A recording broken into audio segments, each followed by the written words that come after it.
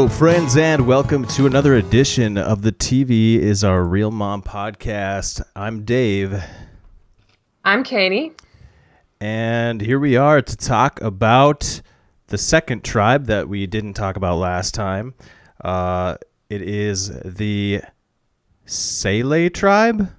I don't know. Seal? Should we just call it the Blue. Seal? The Seal Blue. Tribe? Sure. I like that. Seal. Their mascot can be a seal. There's no way it's pronounced Seal, but we're going to call it the Seal Tribe for fun. Sure. So I was just taking a peek at Inside Survivor today, and there was a comment on there, an update or an edit that said that the tribe colors had changed. So I think that's old. I think they originally had the colors flipped when they first announced the tribe divisions. So do I have it right now that this is the blue tribe?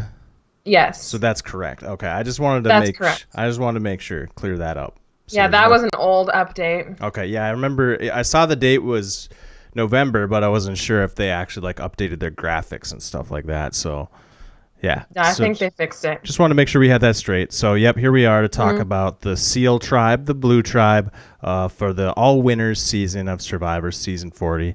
And, Catie, are you ready to jump right in? I guess. Okay, let's do it. All right, so I have the graphic from Inside Survivor pulled up right here, and we're going to do just like we did last time. We're going to alternate boy, girl, and top, bottom, left to right. Okay, so first on the list we have Adam Klein. Catie, give us your thoughts on Adam from winner of Millennials versus Gen X. As with most of these people, I'm confused about Adam. Okay, yep. I forgot how he speaks, which at first can be a lot. Yep. It can be kind of a lot. He's kind of like almost from the Big Brother school of yeah. He's like, it's good though, because I think that's part of what gets you cast in the first place. Like they won't cast you if you don't speak up and speak clearly. So he says what's on his mind. He's loud and clear, you know? It takes a while to warm up, to re-warm up to Adam, because he comes off as just kind of annoying at first, but then when you actually listen to what he's saying is pretty good. So, he's very convinced he's going to win, which I suppose you have to go in with that mindset. Otherwise, what's the point? Especially when you're playing with people like this. But a lot of people seem to be worried about him and some of the other preseason stuff I've listened to. They seem to think because he's a super fan, he's going to be targeted. But I'm like, this is a winter season, right? Like, being a super fan isn't going to necessarily make you the biggest target. A lot of these people, especially since they've been on, have been watching pretty religiously, I would think. Maybe there's a few who haven't, but most of them have. So I don't know. But I guess he has the history of being obsessed when he was a teenager and manifesting the win, if you want to believe that's what he did. Well, that's what he's doing now, right? He's like, I'm gonna win, so he's just he's trying to do it again. Yeah, which is cool. Which is fair. I mean, like you said, what are you gonna do? Say I'm probably gonna lose? Yeah, you gotta go in confident. You do. I feel that he's got some friends on the men's side and maybe on the women's. I don't know. I feel on this tribe, I could see more of a men versus women thing happening, more so than on the other one. That's funny because I kind of disagree mainly because of Natalie. I know Natalie clearly said in her pregame interview that she does not see herself as someone who gets along with the girls. She likes to team up with the guys. So with a 5-5 split male-female, if Natalie goes guys, that's all it would take. But granted, I don't think all the guys are necessarily going to stick together and take Natalie. But I also see I see Michelle as kind of the same way. Sorry, maybe not. Oh yeah, she was with the two beauty girls, pretty solid, and then Aubrey and Sydney. So I'm way off base on that one. Yeah, I think we'll get to Michelle, but I think Natalie might be the outlier in these The girls. outlier? And I can see Denise working with both, but I do think, anyway, back to Adam. Mm-hmm. I think Adam could either, like people are saying, be an early target, or he could mix in with the girls a little bit. I don't think he'd have a problem mixing in with the girls, but I know he has some acquaintances on this tribe, if not friends. He's friends with Ethan. He's met Rob and played poker with Rob. He's done the same with Ben and Jeremy. So I don't know. He might be in better shape than I think people are thinking. And no one's really, I don't know if people are looking at him as threatening. Is Ben like a poker player? I don't know, but he was with them on one of those run it up Reno nonsense things they do. Okay, yeah. If that's true, then yeah, you've got, like, Ethan is in big trouble because I don't think Ethan's in trouble either. We'll get to that, but all four of these guys know each other from Run It Up Reno, so that's kind of weird. That doesn't mean they want to work with each other because Adam listed Jeremy as the first person he'd vote out. So, wow. Okay, interesting. Yeah, he said that Jeremy, he will not be a meat shield for Jeremy, therefore Jeremy wouldn't want to keep him around, which is pretty smart. That is really smart. Holy crap. And people are wise to recognize Jeremy as a threat. I think he's one of the biggest threats in this season. So, I mean, again, Adam's smart. It's not surprising. So I think he could go further than people think. Right. What do you think? Adam, definitely not somebody that I see people targeting very early, so he's probably set for the merge.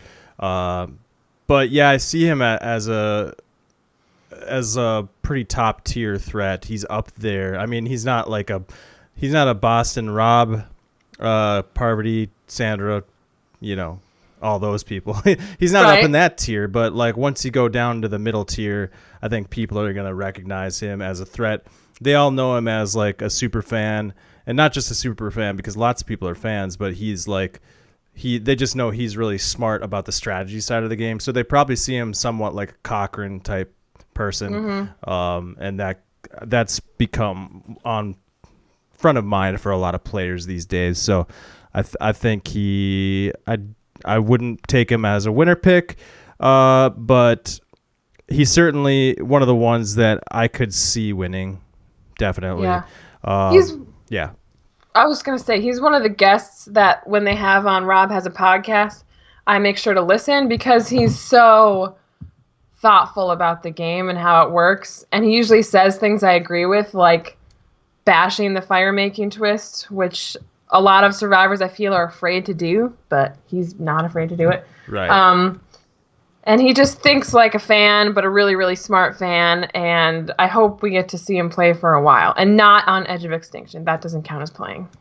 Right. Yeah, it's fun to watch people who know the game really well and can articulate how their thoughts about the game really well. It's fun to see them play the game. So, yeah, I hope Adam sticks around for a while and we get a chance to see him work his magic. Yeah. And no, food reward Taylor nonsense. That was so weird in his season. I hated that stuff. Food reward. Anyway, what was that about? Remember what was the deal? Taylor was hiding food. I'm not sure how that fills in, but Adam had the steal a reward advantage. I don't remember how it worked out, but anyway, he and Taylor like called him out at a tribal council, and he still tried to get Taylor to work with him. And it's stupid. It was like, let it go. He doesn't want to work with you. He hates you. Okay. I'm sure Sorry, I don't remember how exactly those two go together, but I remember it vaguely, obviously. Yeah, I don't think we have to worry about any of that in this season. Hopefully not. Okay, any other thoughts on Adam? No. Okay, cool. Moving on to Danny Boatwright. Is that her last name? Okay, got it. Nailed it. Good job. Okay. Not sure how you would have gotten that wrong. Mispronounced that. I don't know. I honestly wasn't sure if that was her last name. Oh, yeah. Yes, that is her last name. I don't know all their last names per se. I'll help you. Okay. So, yeah, why don't you start us off again with what are your thoughts on Danielle Boatwright? I mean, she's one of the obvious. If you're going quintessential all-star season, under the radar female, no one's looking at her type of pick, she might be the person you would want to pick.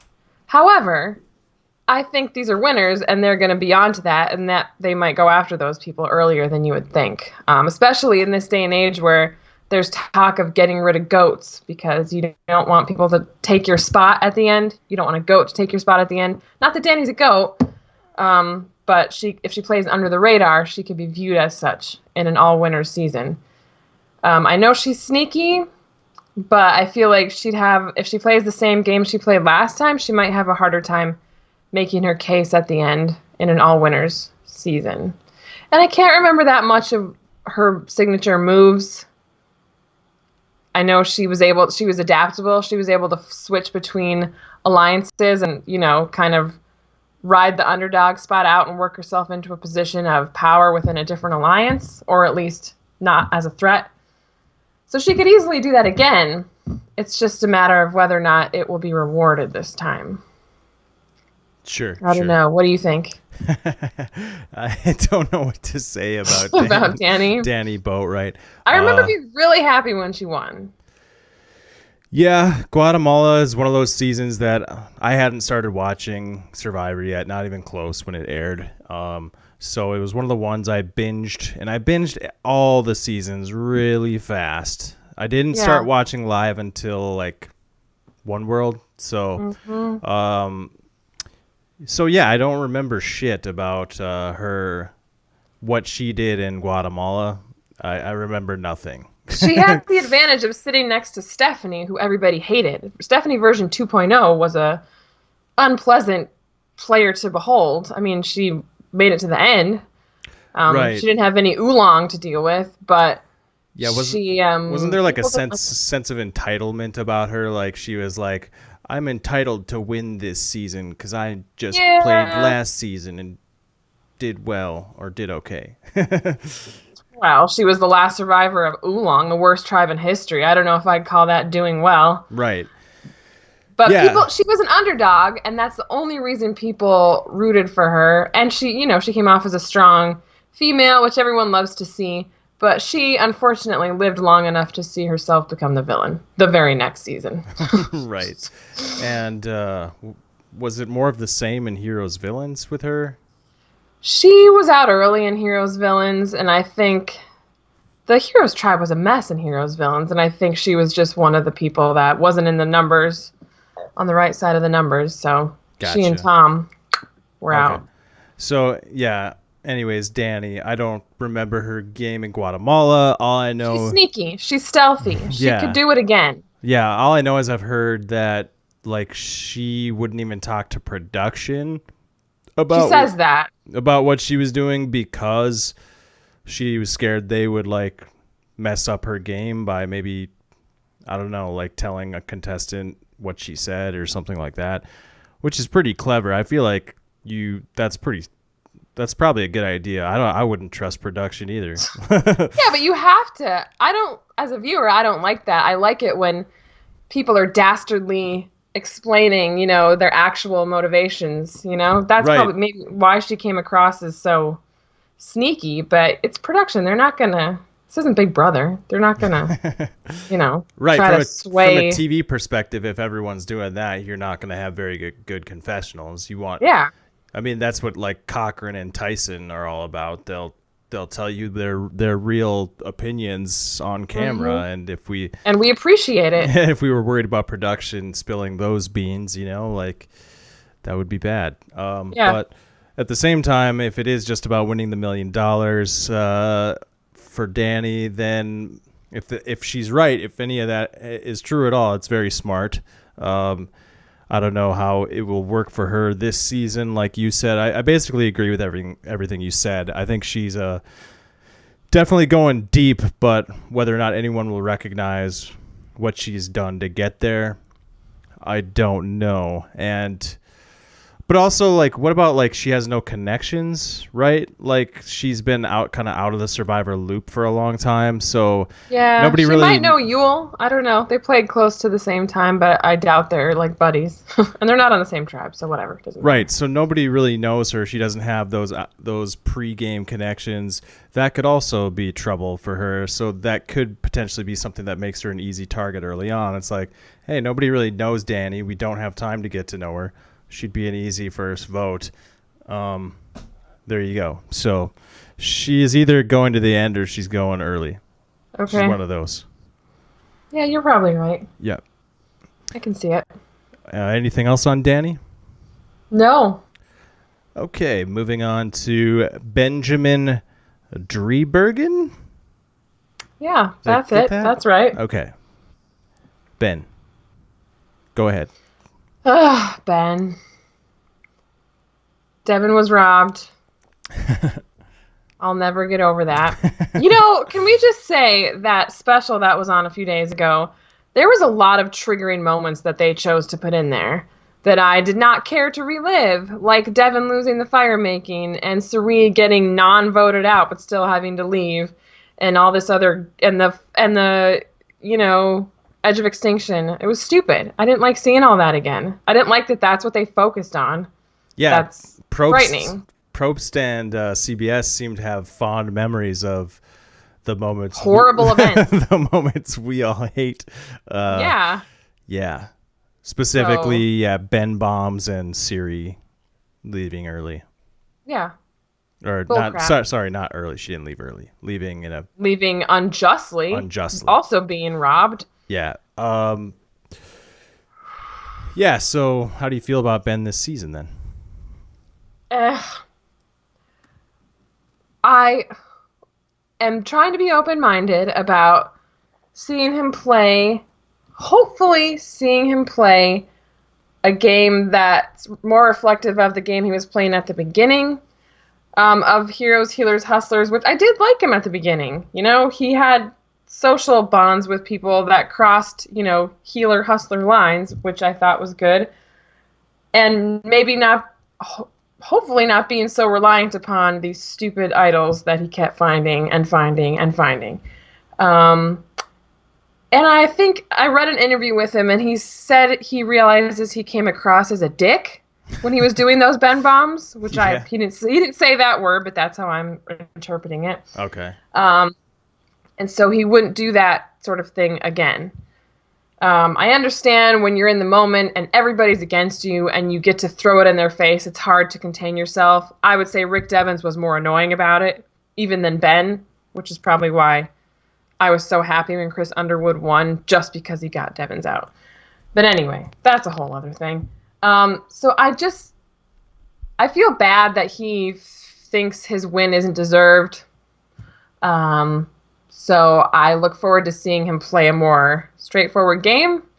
If he starts fighting idols and shit again, I'm going to be anti-Ben again, once again. But I'm trying to be open-minded. I think he can do it, and that'll be interesting. Like, if he finds one idol and uses it, you'll be mad? It depends on how he finds it. I won't be mad if it's like one, but if it's over and over and over, I'll be more mad at production because they keep putting him out there, but... Right, like if he ends the season and wins the same way he won, Hustlers, HHH. Yeah. if he does the same thing again and ruins Winners at War, that'll be bad. What if you have Ben sitting at the end, having gotten there the way you said, just finding idol after idol after idol, sitting next to the person who came back from Edge of Extinction? I don't know who the third person is. Well, that third person would hopefully win, because I would be horrified if either of those other two options. Yeah, what if it was like Dani Boatwright, Boston Rob back from Edge of Extinction, and Ben Driebergen got there with idols? Gotta vote for Dani. Yeah. You gotta. Yeah, I know. Yeah, I agree with everything you're saying about Ben. I like where his head's at preseason here. I hope he can show us more of that side we saw, like you said, early game. I remember we were both really high on Ben before the game started and early in the game, and we liked him as a character. We both turned on him when he won the way he did. So, yeah, as long as he shows us some of that, I think I might be okay with a Ben win. It might be. I mean, I forget exactly the point we turned on him, because I think he turned on Devin and Lauren, and that was unforgivable to me. But I don't remember exactly how that played. Yeah, he turned on them, and then he kept finding idols. Or no, he turned on Chrissy and Ryan. I don't know what happened, because I try to block that season from my memory. That's the only time I've shut off a finale and not finished watching it, because I couldn't even do it. But either way, for like the last 3 or 4 episodes, it was like, please don't let him win, and then he won. So I just don't want it to be that way again. He can make you like him if he is funny and plays well and doesn't just rely on advantages. But to be fair, this season seems like it's going to be hard to not depend on advantages. Right, yeah. What do you think are his chances then? I don't think he's going to win. I think he could go far, though. Yeah. I think he could make it to the merge. He's a good merge boot. So there was a little bit of talk about in that Survivor recap special they did of how he was featured in like interviews, and he'd clearly lost even more weight than he had pre-game, and he had like a new mustache. He looked a lot different, and they chose to interview him and Jeremy and not too many other people. Do you think, does that mean that he goes to the end, or does that just mean he stayed on edge of extinction for a long time? Or did he just start hitting the gym when he got back from the beach? First of all, he said he lost weight before coming out this time, as opposed to last time where he put on weight. Right, so he's already thinner than we remember him. Right. Yeah. And I know after the season was filming and everyone came back and everybody was like, oh, look how skinny they are. But literally everybody was skinny because Edge of Extinction, which worries me that it's going to play out till the end of the game, which sucks so hard.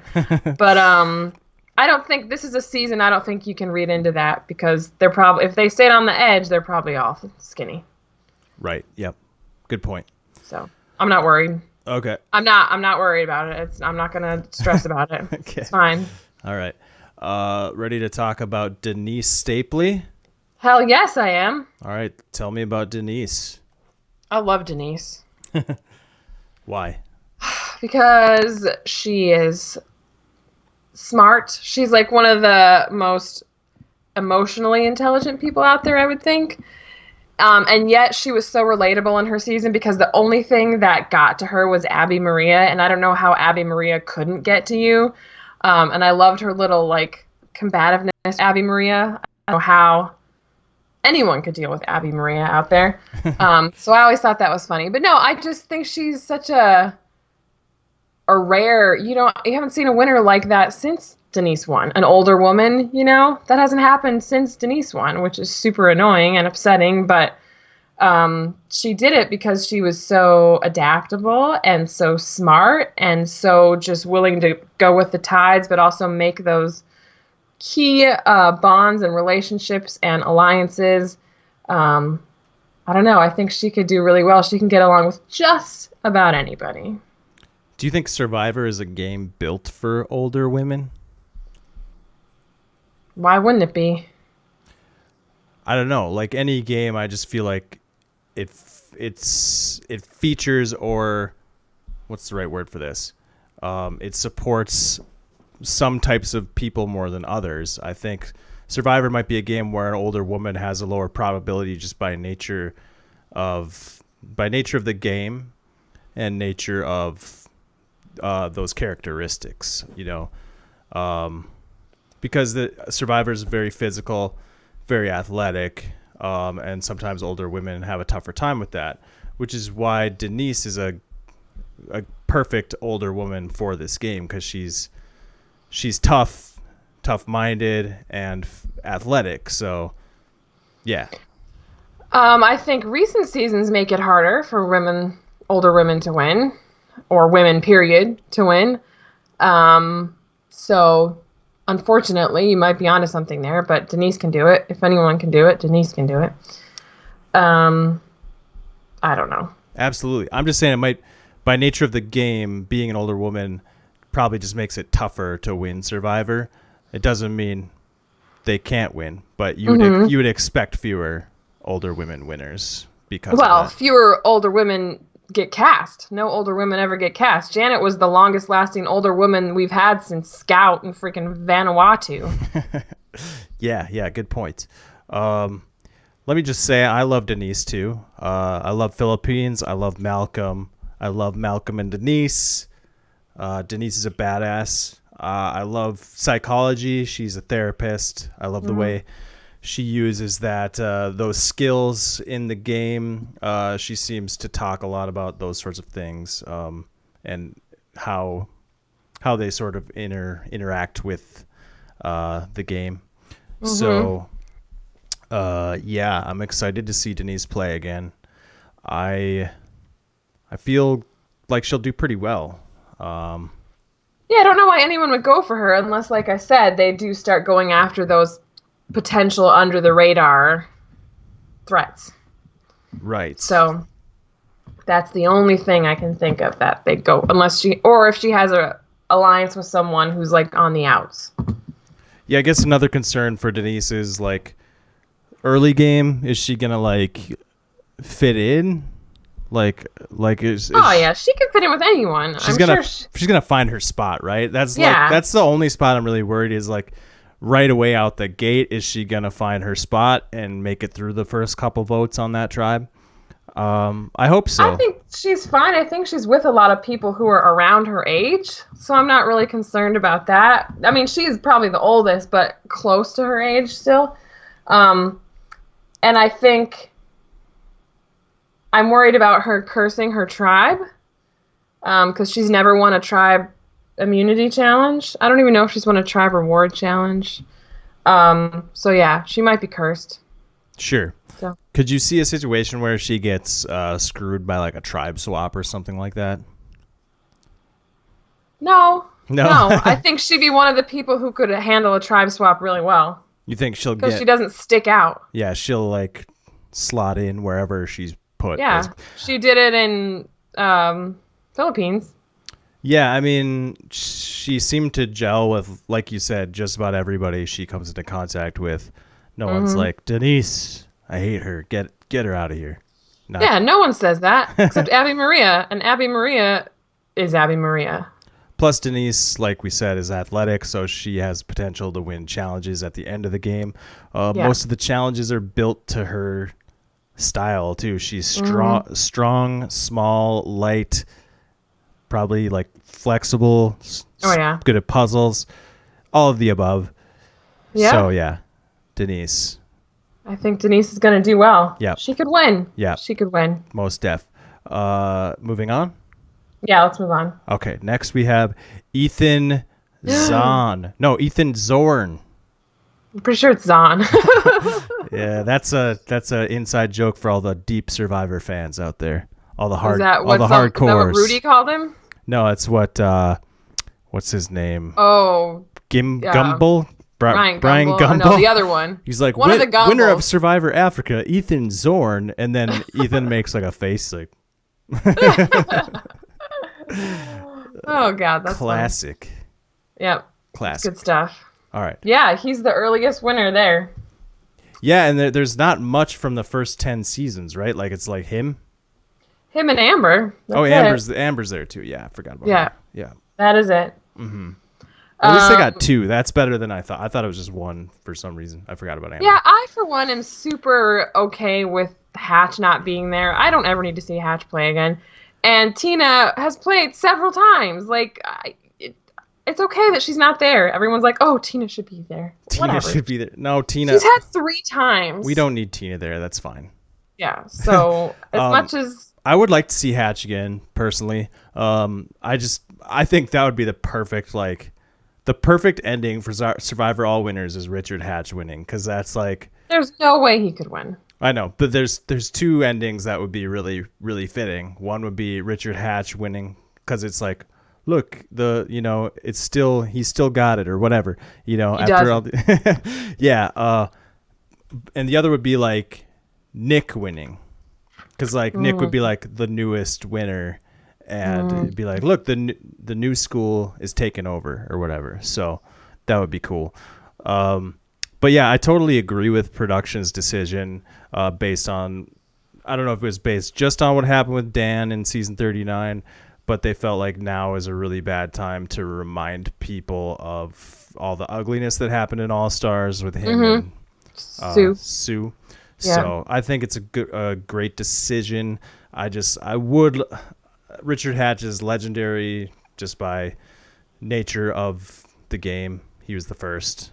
He invented the game, basically. So it would be cool to see him play. I saw him on Biggest Loser. Sorry, one more thing. Saw him on Biggest Loser too. And he was a relatively fun character on that show, even though he's older and he was really heavy and still a fun character. Obviously, that sounded bad. I don't judge people for being old and heavy, but well, you have to be on that show, don't you? Yeah. It's the whole thing. Yeah, like he seems pretty fine now. If I went on The Biggest Loser, I would die because I would be underweight. I would be. Like I would punch one of the trainers in the face and then probably go to jail because they're so mean. Yeah, but they do a good job of getting people to lose weight. That's for sure. So whatever. I think Ethan was a much more interesting choice. I was really happy when I saw that. I don't know if they swapped those two, but I was really happy to see that change because it's super cool to see Ethan come back and play. It's the story almost writes itself. I mean, if people let him get to the end, I don't see how he loses. It's just, will they let him get to the end? I think he's fine in the beginning of the game. I know you said you were worried. I'm not worried. I think no one's going to look at him as a threat in the beginning.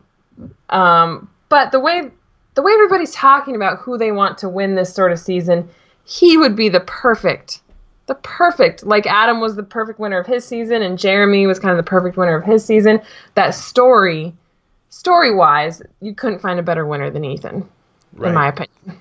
Because, I mean, the word survivor, right? Like he literally is a survivor having beat cancer twice, which is unbelievable. He is the definition of survivor.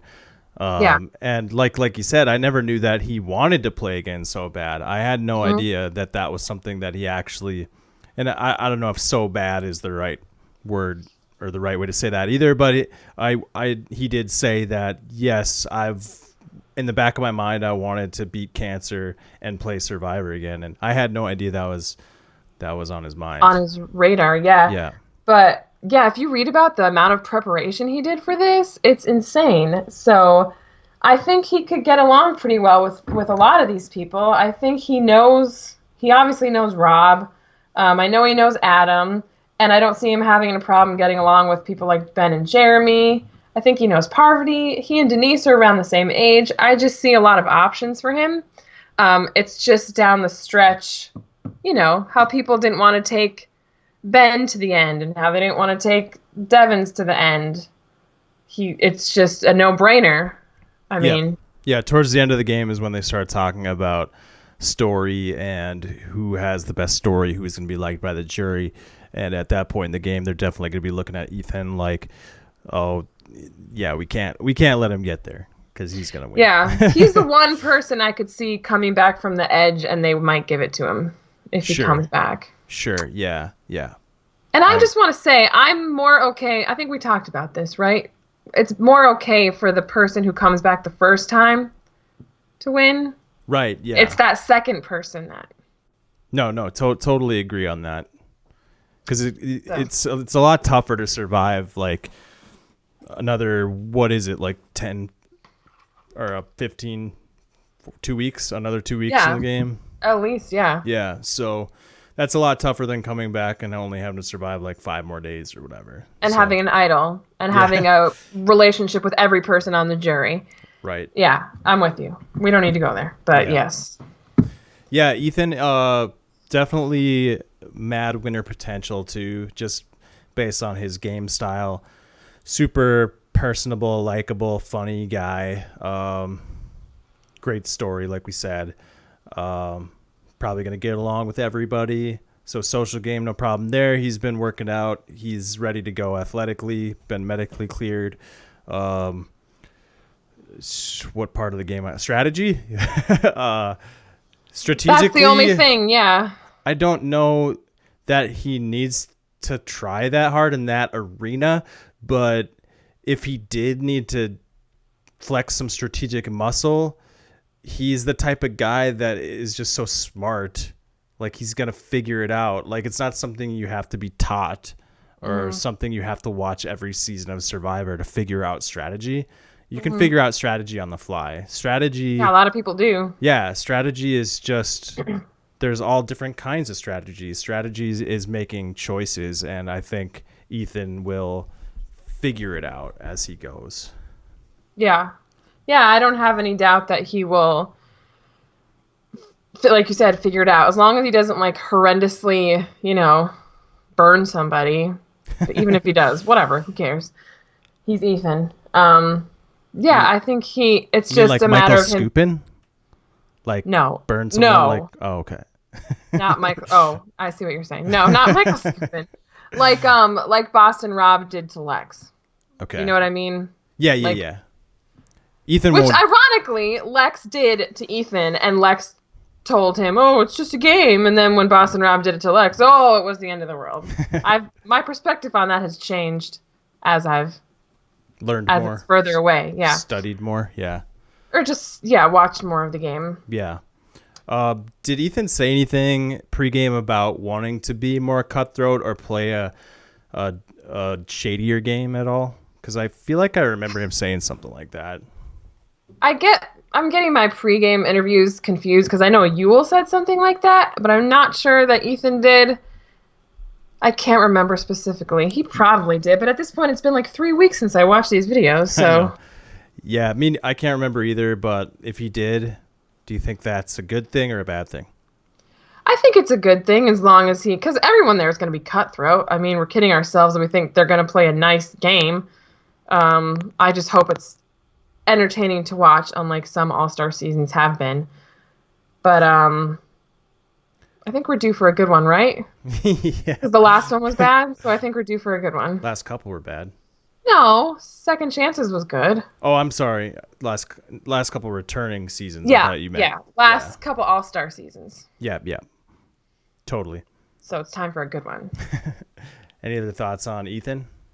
I just hope he does well. I hope if he's the first one out, it's going to break my heart. Yeah, so, samesies. Yeah. Please don't vote him out first, you heartless bastards. I don't think anyone has the heart to do that, so I think he's good for a while. Nobody wrote his name down so far on the, first one out vote thing that Dalton Ross did. His name has not come up. Right. Ready to move on? Sure. Okay, Michelle Fitzgerald. Yeah, well, Reddit has her as their Stan Yes Queen winner pick. It's a lot of them do anyway. And you and I complained quite a bit when she won because we thought Aubrey should have won. Yeah. Time makes you realize maybe why she did win. I still contend that jury sucked. Julia and Jason and Scott can suck it. They were like the most bitter people I've ever seen. And I'm still not backing away from that. That was a bitter jury. I don't think Michelle didn't deserve it, but it was a super bitter jury.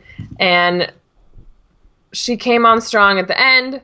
She was nice to people. It was very much reminiscent of Danny's game a little bit. Except Danny was even sneakier, I think. But in a typical All-Star season, she would be one of the picks because of that under the radar-ness. But these people are so smart, I worry that they'll just get rid of those people as soon as they can. You worry about that, or you? I don't care. I mean, I'm not worried about them. Whatever, they'll be fine. Their lives are fine. Yeah, I almost hope that. Yeah, in a I'd way, rather yeah. see all these these like under the radar people or lesser known people, less popular people. I'd rather see all those people go first and then just let Even Tony. Denise? Yeah, even Denise. If it's Tony, Ugh, how dude, dare Tony, you? Kim, Parvati, Boston Rob, like all these like. Parvati's had her time. Parvati can go, and Denise can stay. But I mean, for an all winners season, that's like who needs to be there. I mean, and Jeremy is in that. We'll talk about him in a second. But Jeremy's in there too. But anyways, yeah, totally agree. Under the radar player, great social game. Just because she really is extremely likable. You listen to her in like a podcast or something, you're like, damn. It's the same thing as like with Kim. Like you listen to Kim and Michelle on a podcast, you're like, how do you not like that person? Like you can't really say anything bad about them. She's got that thing where she's very like outwardly focused on the other person, very like giving and a great listener, makes you feel like you're the only person in the room. Laughs Are we at talking you. about Parvati or Michelle? Michelle. You think Michelle's the most interesting person in the room, or No, good at she makes you feel that way. Michelle? Yes, because she's got such a good social game. Like I'm talking about what I've gathered from listening to her in like podcasts and stuff like that. You could really see her social game shine. And the same thing about Kim. Like when I listen to Kim in a one-on-one hour or two long conversation, it really gives you a sense of why these people are good socially. But they're also so smart that they see through it. You know what I mean? I would hope. You mean the other winners? Yeah. Yeah, but that's the thing about people like Kim and Michelle. I don't think it's fake. So what is there to see through? They're actually genuinely nice, friendly people. Is Michelle on Kim's level? I think it's interesting you're putting her on Kim's level. Socially, I kind of put them in the same, like style of personality. As far as great social skills. Mm-hmm. Yeah, that's all I'm saying. Okay. As far as like whether they'll see her as a winner, I don't know that. I think the newer players are going to have a tougher time winning the game. Yeah. Because I feel like by nature of the beast, winners at war, they're going to want to give this season to somebody like a legendary person or the one of the classics. But they have to play the game to back it up. Like, I don't want them to just give it to Rob or Kim or Parvati because they happen to be there. And I don't think it's going to be like that. I can't see one of those people getting that far without doing something to get there. Sure. But yeah, I include like mid 20s people in that, like Tyson, Jeremy's kind of 20s. He played in the 20s. I just think the 30 plus people are going to have a tougher time winning the season. Could be. Yeah. Could be. You could be right unless there's 3 30-something winners at the end. Sure. Then what are you going to do? Nick, Michelle, and Wendell. What are you going to do? Yeah. Which could very well be the case because those people are just considered less threatening, I feel like. Your time is over, oldsters. Hit the road. Hit the road. So yeah, I think Michelle will go deep, no question. Yeah. I don't see how she doesn't. Yeah. Unless, like I said. Top 5. Unless these people are so playing the game within a game within a game that they're like, get rid of all those people right away. And I think some of them probably think that way. Right. That'd be the only thing that would take her out. Yeah, I could see someone targeting Michelle in sort of a similar way like Drew Christie targets Kelly Wentworth. Like, yeah. Like look at her. She's so flirtatious and social. She's super dangerous, so we got to get rid of her. So that could happen, I guess. It could. It certainly could. Any other thoughts on Michelle? Nah. I look forward to seeing her maybe do a little more. Yeah. This time. Sure. Okay, moving on to Jeremy Collins. Jeremy Collins. He's got winner upside. Oh, yeah. Big time. He's one of the people I'm debating about picking for the winner pick. Yes. He's so good at. He's like the male version of Kim and Michelle and all those, like you were talking about. Just putting people at ease and making them feel good. He's so funny. He's so nice. He's very physical, but he's not the big, like, I don't know. He might stand out on this tribe, actually. The only other person on the men's side that would outshine him, I think, would be Rob. Right. But you do have Parvati on the other side. I don't know. Jeremy is very good at this game. Yeah. Could easily win. Right. But people might catch on to that. Adam's on his tribe. Adam knows what a threat Jeremy is. Adam could spread that idea, plant that seed, get people to be like, Jeremy, we better not take him any further. Well, you know who would love that? Rob. Yes, Boston Rob. Yeah, I could see. Well, you know, this season could go so many different ways. And like someone said, it was probably Rob. It has a different outcome every time this season is played. You know what I mean? If you play this exact same season 20 times, you'd probably have 20 different winners.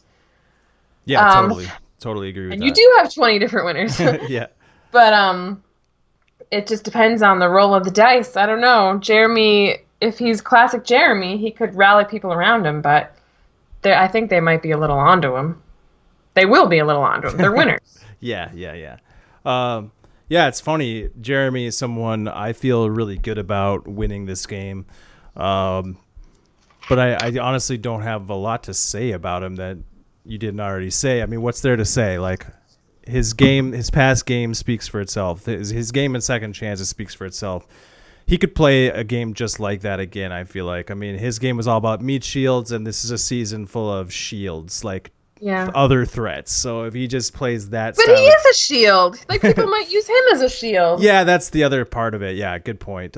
So that's the danger. But everything you said, you know, he's amazing socially, physically. Strategically, he's not like a strategic wizard like Yule, but he's kind of like what we said about Ethan. I mean, he's just a smart guy, so strategy will just come to him naturally.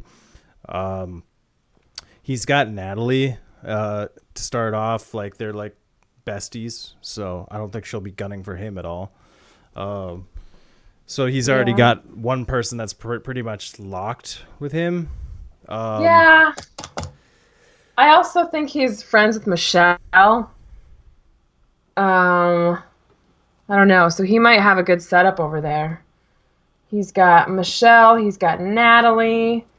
Adam, apparently, he doesn't have. He could use Rob as a shield. I don't know. He might be all right. Yeah, so definitely feeling good about Jeremy, I guess. What else is there to say? A winner upside. I don't know. Yeah. Moving on. Yeah, definite winner upside. Yeah. Natalie Anderson. Yeah, she didn't come across too good in her pregame stuff. I don't know. I don't know what to make of her. Can you elaborate on that? She's very convinced it's men versus women, whereas all the other winners seem to understand that this is just how they're separating us at the beginning of the game. And she's one of the ones who's like, oh yeah, I'm going to be one of the guys, and I can be one of the girls, and I can win a battle of the sexes. And I don't know. She's just not coming off as intelligent as I thought she was. Don't get me wrong, she played a baller game in San Juan del Sur. Mm-hmm. But she was playing, much like Kim, her opponents were Missy and Baylor and the Mishes and the Christies. Well, you know how much I hate San Juan del Sur, so I'm aware, yeah. I mean, go back and rewatch her idol play. I mean, it's one of the top idol plays. And the way she gets it and the way she kind of betrays John and Jacqueline is pretty awesome. I just don't know if she can hang with this crowd. Yeah. Yeah, I've said it before. I love her as a winner, and the last couple episodes of San Juan del Sur are good. I just thought that cast was garbage. Like, from the jump, I thought that cast was garbage. I didn't even really like Jeremy necessarily from that season. I mean, I liked him fine once the season started, but like looking before the game started, looking at the cast, I was like, this cast is awful. And it turned out to be mostly true. You get a couple, I mean, Wentworth's on that season, but she's not the Wentworth we know and love in that season. Jeremy even falls short, you know, so. What about Keith Nail? I mean, Keith. I mean, Keith is Keith. I mean, he's funny. He is funny. Yeah. He's not the best at playing Survivor. No, so I mean, yeah. But that's why people kept him around. But yeah, also why you couldn't take him to the end. You make a good point, though, that Natalie's competition is garbage. So, you could tell Blood versus Water is a good plan for an all-star season, but they wanted to do it again so quickly that they're like, well, let's just do it with all newbies, because they probably couldn't get enough survivors and their loved ones gathered up in 2 seasons' time. And boy, they were kind of reaching with a lot of that. Yeah, exactly. But yeah, Natalie is good at this game, I feel like. So I think she's got winner potential. But I agree that like I didn't like what I heard in her pre-game interview. So it makes me worry about like something. She's going to slip up. Something's going to go wrong for her. So I wouldn't take her as my winner pick. I also don't see her going out very early. So I think she's like a lock for the merge. But something's going to get her, I have a feeling. Yeah, I think she's a pretty emotional player. I think both she and Jeremy were both pretty emotional players. And it might have something to do with the fact that their first time was on a Blood versus Water. So you're more emotionally invested when one of your loved ones is there with you. But Jeremy had things go his way most of the time in second chances. And when he found out someone was going to betray him, like Kimmy, I mean, he didn't act the best. His behavior was not the greatest when he figured that out. So I think both of them have the potential to react emotionally. But I think Jeremy's probably smart enough to have tempered that. He obviously tempered it for most of the game in 31. But I don't know about Natalie. Yeah, no, I think that needed to be said, that Natalie is someone who could definitely act out emotionally. Mm-hmm. And that could be what it is that gets her, is an emotional explosion, cutting the wrong person the wrong way or something. Yeah. That's probably going to be her downfall. Yeah, there's a chance. I don't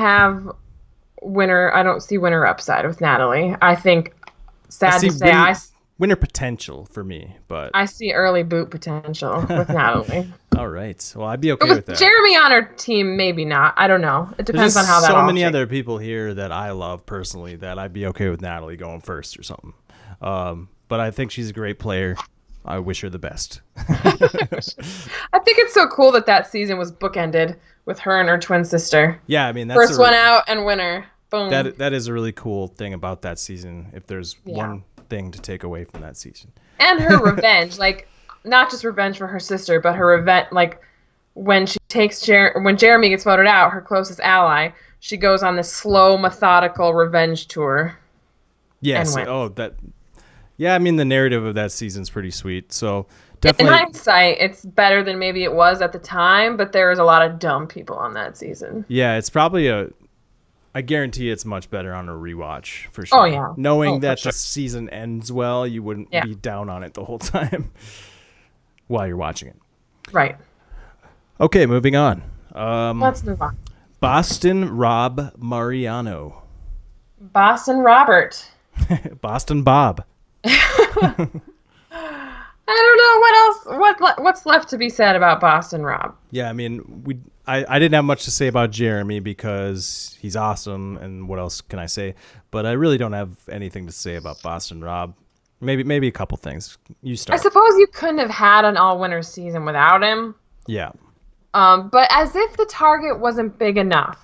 As if he doesn't already have a giant statue of his head out there that people can see. That I heard, yeah. He has his wife with him. Like, that makes you an even bigger target when you have a partner. That's always why people, become targets if they have a tight pairing, with the exception of Dom and Wendell. But I don't know how his target could be bigger. Right. Literally. Right. He's going to have to play one hell of a game.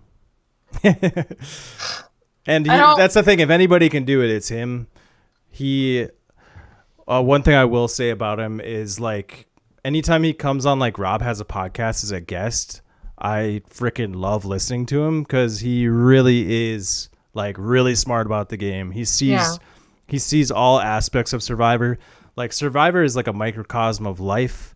Mm-hmm. And there's like a wisdom to living life and the strategies of success in life, and he just has that understanding that's like next level, and he's very interesting to listen to. Tyson's kind of similar, but Tyson's more like the funny smart ass, but Rob is like serious when he talks about this stuff, and it's very interesting. So I mean, we all know he knows the game so well, and he's very good at the game. So if anybody can navigate it, even though he's a massive threat, it would be him. It's just like really highly unlikely, I feel like. He could play up I'm just a middle-aged dad now, blah, blah, look at me, I got the dad bod, I got gray hair, I'm not what I used to be. If he plays that up, it might work. Mm-hmm. I just think it's the complete opposite. The field is the complete opposite of the season where he won, where you had literally people as dumb as Philip Shepard and people on that level. Yeah. Just a bunch of sheep following him around. This is not the case for the all-winner season. Plus, it's been, how many seasons has it been? 18 seasons. It's been almost 10 years since he won. And it's just not going to be the same thing. I'm curious because he was so good in challenges. I'm curious to see how he does in challenges this time. I hope he does well. Because he's looking pretty heavy, to be honest. He is. Yeah. He's got that dad thing. There's the middle-aged dad. It happens. Not just like he's a little beyond dad bod. I feel like he's gained a lot of weight. He's liking that beer with his football and his baseball and his poker and all that. And it's like he doesn't look bad or anything. I'm just saying, like, that weight he's gonna feel that. He's gonna feel that age and that weight when he hits those challenges, man. He's gonna feel that. I like to call it the thickening. When you get into your 30s and 40s, you just thicken. You can't help it. It's just, you just get thicker. It's even happening to me. I'm a skinny mofo, and I'm almost 200 pounds now. Yeah, I mean, it happens to everyone, unless you just are preternaturally, like, just freakishly skinny, which is fine as well. But most of us, it does happen to. And when that starts happening, you can just eat a little bit, and it's like, oh, I guess I can't eat that anymore because I'll gain 5 pounds. I guess that went straight to my man boobs. So I'm guessing if he goes to Edge, it'll come off quick because that kind of stuff does. But I do worry about he's known for his challenge prowess. However, he kind of shines more in the puzzles, and that that's not hindered by anything like that. So if they put him on the puzzle, I think they're going to be fine no matter what. But the only thing I can see is him really playing that part up, that new identity up. Oh, I'm just a dad. I'm middle-aged. I haven't done this in so long. I'm out of shape. Look at me. That's the only thing. But you still can't hide the fact that you're Boston Rob, no matter what you look like or what. This is what people... He's basically the face of Survivor. He is. He literally is. He and Sandra literally are. Yeah. I mean, you think like Hatch, Rupert, and Boston Rob. That's like it's and Parvati if you got to throw a woman in there. But I mean, what the hell, man? No, that's just how it is. It's like those are the faces. It's Rupert. I'm talking about like when like the casual public thinks about Survivor. Like, who do you know from Survivor? They'd be like Boston Rob or Hatch. Like Jimmy Fallon, who was allegedly a fan. Apparently, he came up with the invisible box from 39. He doesn't even know any of the other players. He picked Boston Rob as his winner pick. I know. Yeah. Sorry, I didn't mean anything by that woman comment. I'm just saying, like, let's not bring gender into this. It's just I would put Sandra and Parvati in there. Sure, if it sure, were sure. Me, but you know what I mean about the general public and like you're talking casuals, maybe. Well, the people who haven't watched Survivor and they hear like, you remember Survivor? Like, who do you know from that show? They'd be like, well, Hatch, Rupert, Boston Rob. Probably. Like Boston Rob's like the newest guy that people would remember, maybe, or not Joey Amazing. Yeah, I don't know, maybe. Anyways, Boston Rob is the face of Survivor. Remember when Rob Has a Podcast would say the only way Joe Anglem can win is if he comes back he puts on like 20 pounds and he's like diminished his threat level. He never would because he's vain and stuff. But that's kind of what Rob has done. So maybe it will help diminish his threat a little bit. Yeah, I agree with that. And it doesn't hurt. One other thing that might help him is Amber. If Amber gets voted out early, then he's less of a threat. I mean, he's already a threat on his own, but when they're thinking about the fact that if these two come back together, there's no way they're voting for each other. They're a lock-set strategic powerhouse. Yeah. Like, yeah, that no-brainer. They got to get Rob out. But if Amber goes, they can maybe not worry about him as much. And you do see a lot of people talking about using shields, and who's a bigger shield than Boston Rob? Right, so people could keep him around for that reason too. So he's got a lot going for him if you really start to think about it. If you look for it. Yeah. But there's a little bit of hope. At the end of the day, there's a much higher probability that he's just like a major target and will go soon, early. Yeah, the fact that, you know how they showed the first 5 minutes and the fact that they already highlighted Boston, Rob, and Amber as a storyline within those first 5 minutes, not looking great. It's like they're giving them their time. And the same with Tony. It's like, let's get Tony on the screen right Tony's away. There forever. Tony's going to win. Tony's there forever. No, well, on the island of and on the edge of extinction, yes. So at least we'll get to see him. Yeah. God, I love Tony. Yeah, he's fantastic. Ready to move on? I think we've only got one left, huh? Yep, one left, and it is Parvati Shallow. Parv, Parv dog, as her friends call her. Yep. Hey, Parv. Hey, Parv. I don't know. She could do all. She could sneak in there. Yeah. I don't know. I'm starting to soften on her chances here. She's good. She's good. You talk about Kim and Michelle being flirty social. Like Parvati is like the queen of that. She's the blueprint for that. Yeah. She's such a natural at that stuff. Yeah. Yep. When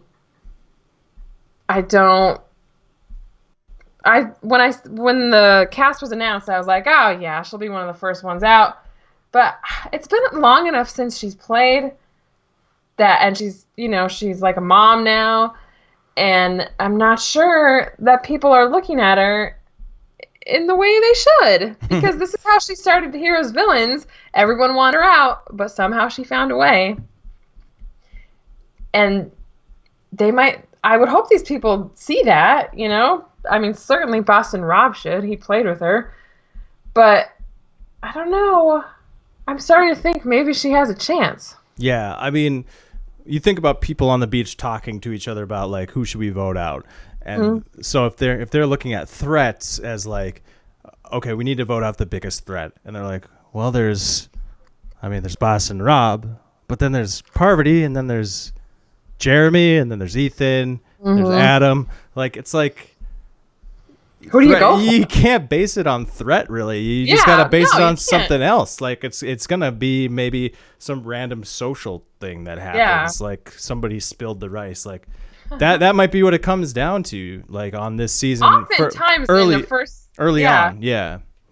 A first vote often is based on something stupid. You know what I mean? Because if they're looking at threats, it's like there's so many threats. Like how are they gonna pick one? And how do you gauge in this specific game which one is the bigger threat? Because these are completely different circumstances for all of them. And I can see Parvati hooking up with Michelle. I can see Parvati and Michelle working together and being like the core of a Black Widow thing, part 2. Absolutely, yeah. I could see Danny going with them. If they hooked up with Kim, I could see Kim going with them, and Sophie maybe. I could see that taking shape. but I don't know. It just depends on whether or not these people think that's something to worry about early on. Because she could go early, but if she doesn't, I don't know. She could hang around. But I could also see her as like a merge boot. I don't know. I 100% agree that she actually has winner potential. Huge threat, obviously. Yeah, she's someone who, like you said, could go anywhere. She's. I don't think you can say that about all players.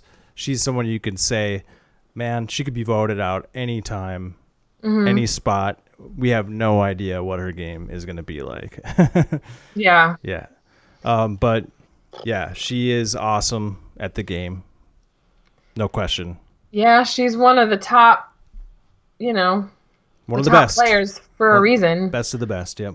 Yeah, so I wish it'd be fun to see her and Yule together. I wish they were on the same tribe, but they're not. So we'll see if they end up together at some point. It'll be interesting to reminisce about Cook Islands. Yeah. Remember, you were on the white tribe. I was on the Asian tribe. Oh God. Hopefully that's not what they remember about it. But how could you not? Yeah, I'm sure that'll come up. Probably. It'll probably come up. You're right. Remember that? That was They really won't weird. air it. They will not air it, but it'll come up. Remember when we did that?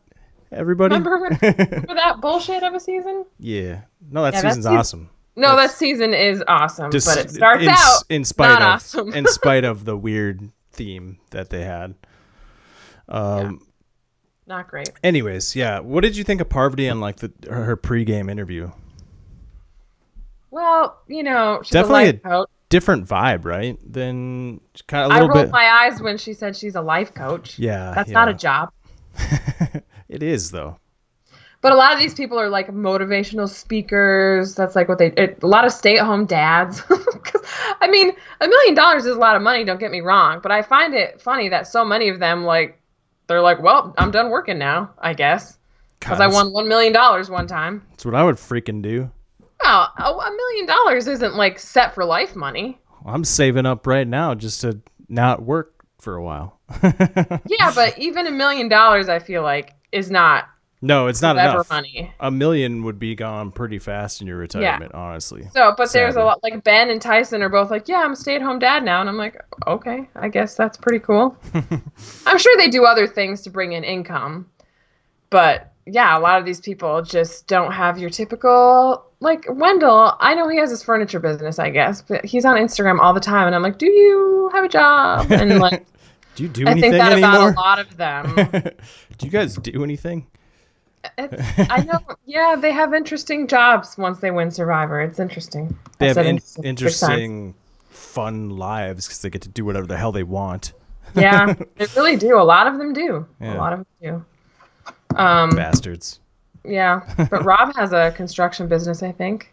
Anyway, not to demean life coaches, but whatever. So she did seem different. The only thing with Parvati that has been mentioned a couple times is that she's not very nice to people she's not working with or doesn't want to work with. Yeah. And I'm hoping it's been a long time since she's played it. Hopefully she has learned to be nice to people, all people. Do you think it's possible she's heard that feedback? I don't know. I don't think Parvati sits in her house and listens to podcasts about Survivor. Has Parvati ever been on RHAP as a guest or anything? She has. Okay. Yeah. I hope we get to hear her this season, or after this season on RHAP. You won't this season, but maybe next season. Well, after, you don't think she'll get an interview after she wins or whatever? Like a long form? Yeah. I don't know. Okay. It depends. They didn't do hardly any for 39, but, sure. There's reasons for that. Yeah. Do you have anything else to say about Parvati? No. Okay. That'll do. Well, that's it. That's the Sele Tribe. The Blue Tribe. What did we do on the last one? We came up with dream alliances and winner picks. A guy and a girl from each one. From each tribe, yeah. Yeah. Okay, so any dream alliances for you? Actually, before we do dream alliances, can you give me 5 people that not a Dream Alliance, but 5 people that realistically you could see being the majority, even though it's 5 and 5, but 5 that you see that would be in power, and they just need to grab one more.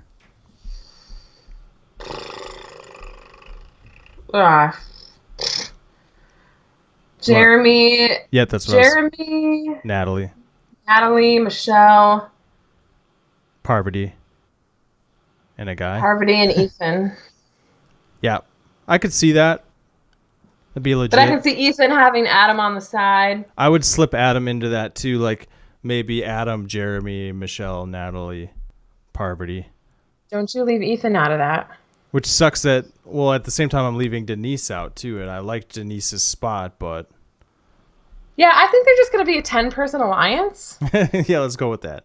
And maybe they'll get rid of Rob and Natalie, and then it'll be an 8-person, and Ben, and it'll be a 7-person alliance. Hell yeah. All right.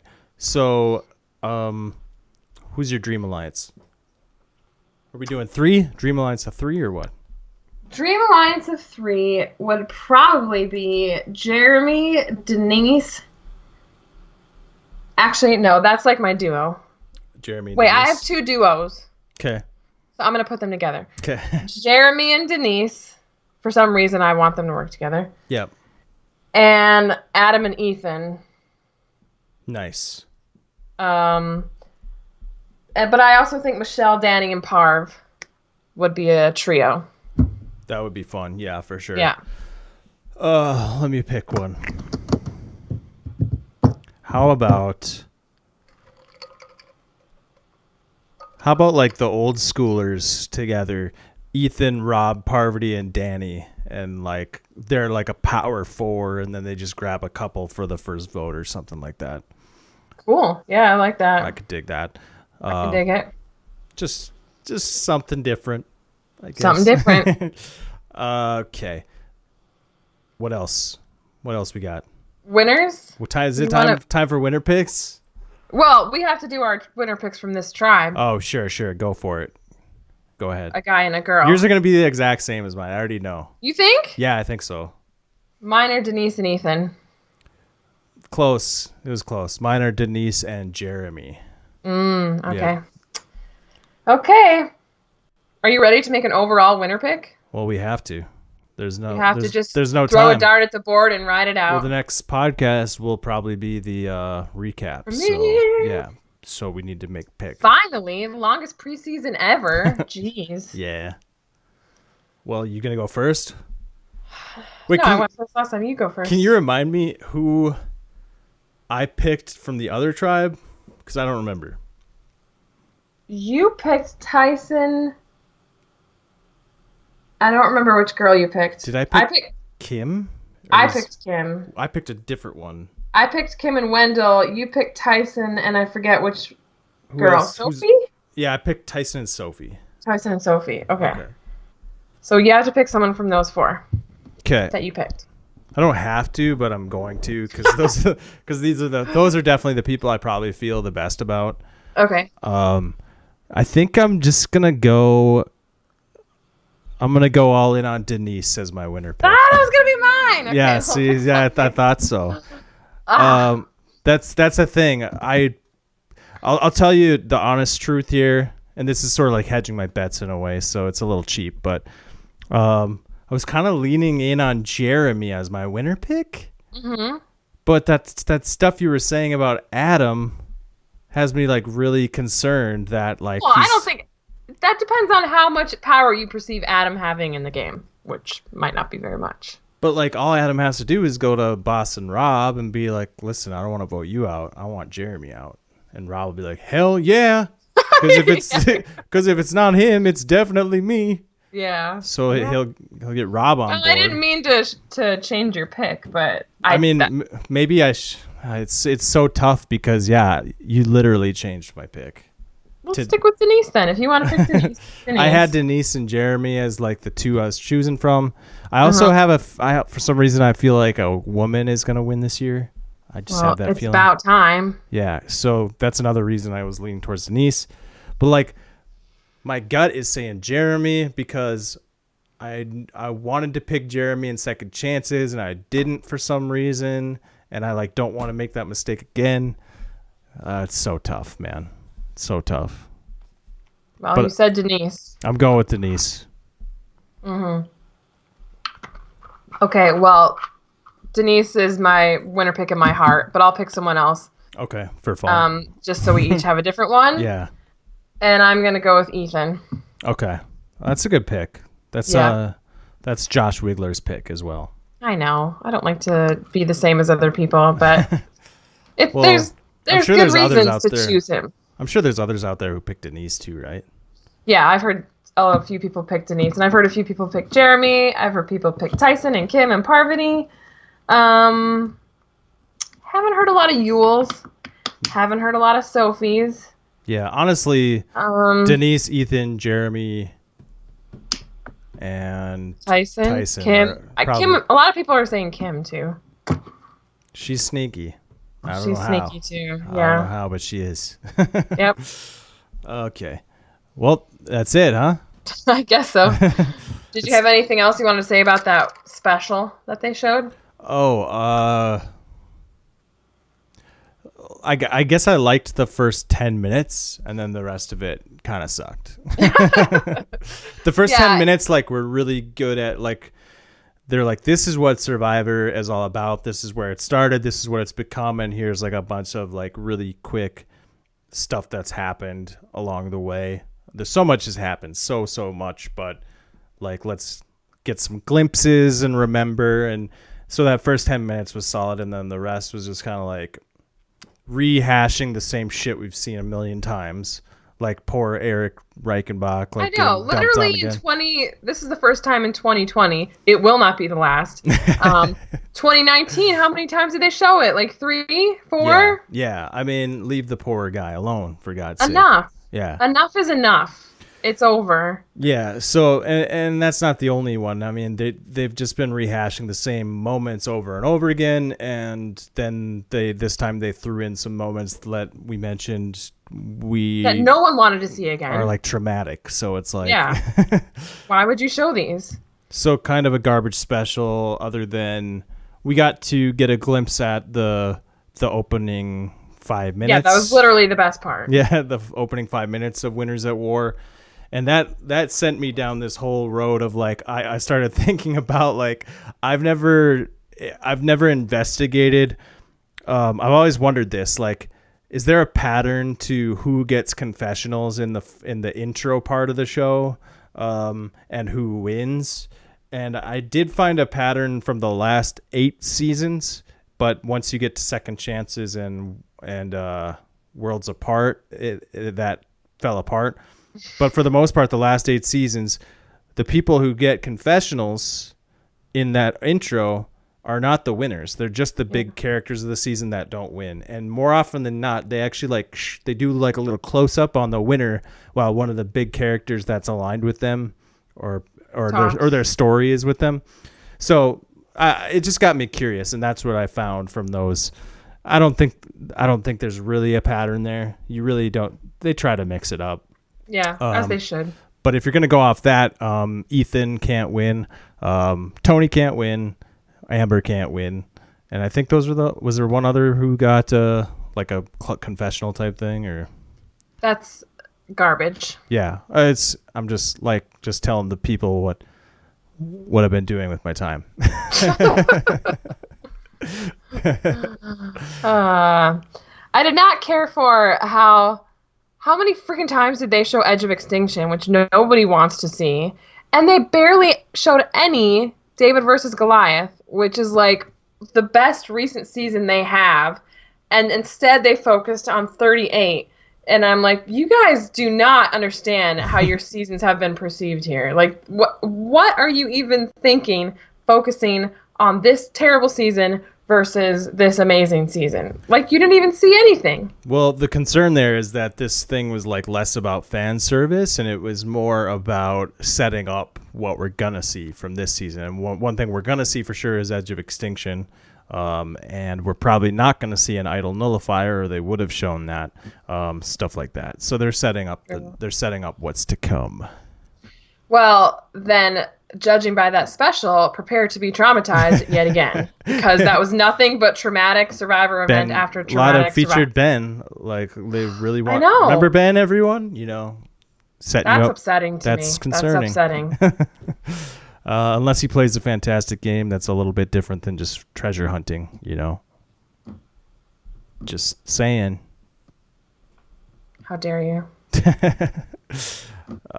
What, you don't agree with that? If Ben plays an awesome game and doesn't win by treasure hunting, you wouldn't be on board with that? Nope. Still not. He is not my representative of winners at war. Yeah, I mean, I guess I kind of have to agree with you there. I like Ben, but not for this season. Not for the winner. You can be there. You're allowed to be there. You better not win. Yeah, that's reserved for Tyson and Yule and such. Ethan. Yeah, and Ethan. Kim. And Denise. Let's not forget about Denise. Actually, let's hope they do forget about Denise, so she goes really far. They forget about her. We do not. Yeah. Okay. That's it. Are you ready? You got plans for Wednesday night? You gonna have nachos? Probably just go watch with Mother. Yeah. Our real mom, because that's that's tradition. That's the tradition. That's how one of the ways I stay connected with family is Survivor has bonded us together, so that's pretty cool. I know that's happened with a lot of people. It's kind of a universal story. So so yeah, as is tradition, I will watch with my mom, who got me into this show pretty much, I guess. Yeah. Inadvertently. Well, I'm excited. It's finally this week. Good Lord. Feels like it's been a long preseason, but I'm ready. Yeah, it's going to be fun. We've been talking about it for a long time that they should do this, and here it is about to air. So pretty crazy. Yeah, it finally, when you even just watching those first 5 minutes, like, it was so exciting. Oh, I know. I was so excited. I was like, keep going. Don't go away. Keep playing. That meme on Reddit where it said, like, this is all of us during the first episode, and then they showed Adam going, I can't believe this is really happening. Yeah, pretty much. Very excited. I don't want anyone to get voted out, but we got to get the game underway, I guess. For sure. All right, that'll do it for this episode of the podcast. Thank you so much for listening. You can find us on Twitter. Still, can you? It's there. I haven't tweeted anything in a while. Maybe Catie will might change during the episode. Maybe see. Catie will get a notification if you tweet at us. So I think we're on Twitter at TV is our real mom. Give us a like, a follow, whatever, subscribe, all that good stuff. Leave us a comment, and we'll see you guys next time when we recap the season premiere of Winners at War. Whoa. All right, have a good one. Adios.